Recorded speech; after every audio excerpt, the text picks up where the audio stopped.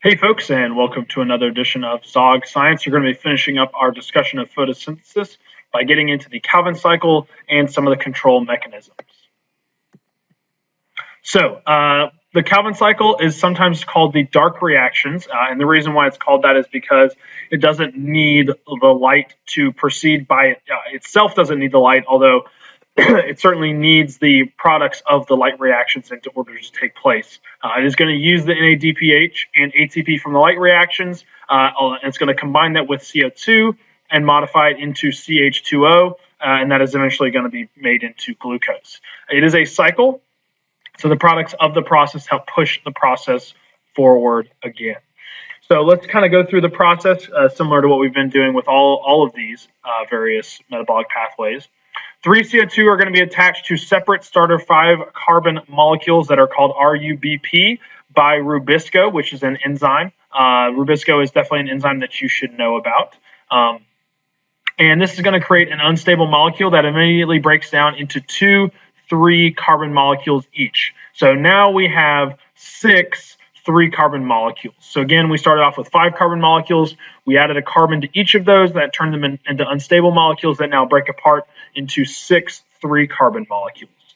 Those 6 3-carbon molecules are combined with ATP in order to make a 3-carbon molecule with 2 phosphates on it. Those are then combined with NADPHs in order to rearrange those again.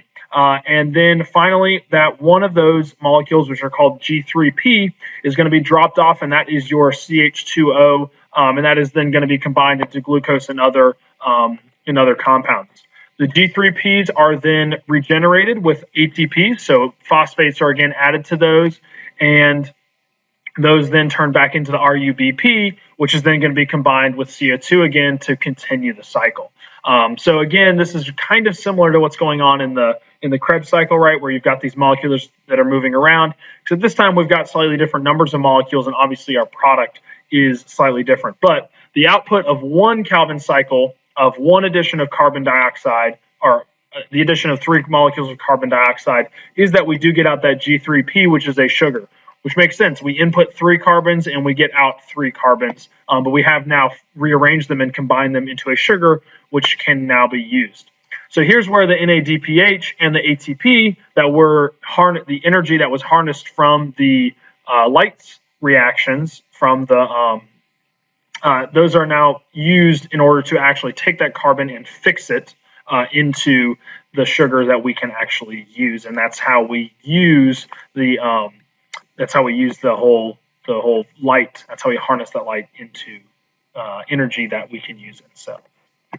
So the process that we have talked about is what is known as C3 plants, and these are going to close their stomata during hot days. Remember, stomata are the little kind of pores that help to allow CO2 in and get oxygen out.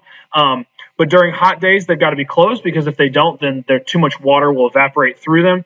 So sugar production declines during hot days. This leads to photorespiration, because oxygen can actually bind to the Rubisco instead of CO2.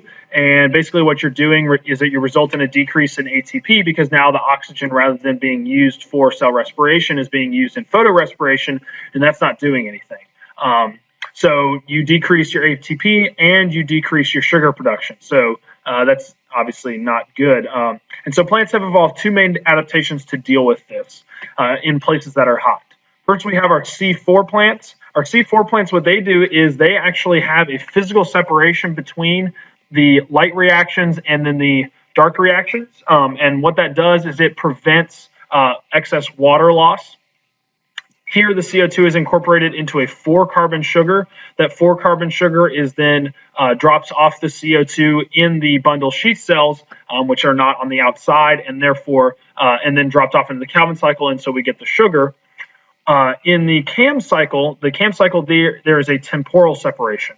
So at night, we bring in the CO2. Again, we put it into a 4-carbon sugar, and then during the day, we drop off that CO2. That is then going to put it into the Calvin cycle, and then we can proceed with the sugar. So basically, these are just 2 different adaptations that are going to allow plants to be able to keep maintain high levels of production during hot days, which is why sugar canes and pineapples and things like that tend to have a large amount of sugar in them. They're very sweet things, and obviously sugar cane is where we get sugar from, and it is grown typically in tropical environments where it is very, very hot. So C4 plants, when it's hot outside, the stomata are partially closed. However, photosynthesis can still occur, and that's because the CO2 is brought into the mesophyll cell, which again is kind of in the middle, or on the outside, and that is then turned into a 4-carbon molecule, which then drops off the CO2 into the Calvin cycle, and that is where we are getting to getting the sugar being actually processed and made. This does require a little bit of ATP in order to make happen, but it's overall much more efficient because they can continue to do all of the cycle during the hot part of the day. In CAM plants, again, the CO2 is stored in organic acids during the night. We close the stomata during the day to conserve water, and CO2 is released to drive the Calvin cycle with the light reactions during the day. Some other examples other than pineapple are aloe, cacti, and jade. So remember, photosynthesis and cell respiration are similar in many ways, including molecules involved, right? A lot of them use ATP, they use electron shuttles, they use electron transport chains, all those kinds of things. Both of them require membranes in order to occur, and both of them use chemiosmosis and proton gradients in order to help drive the process and move energy and use energy in effective ways. So thanks for watching, guys, and I'll see you next time.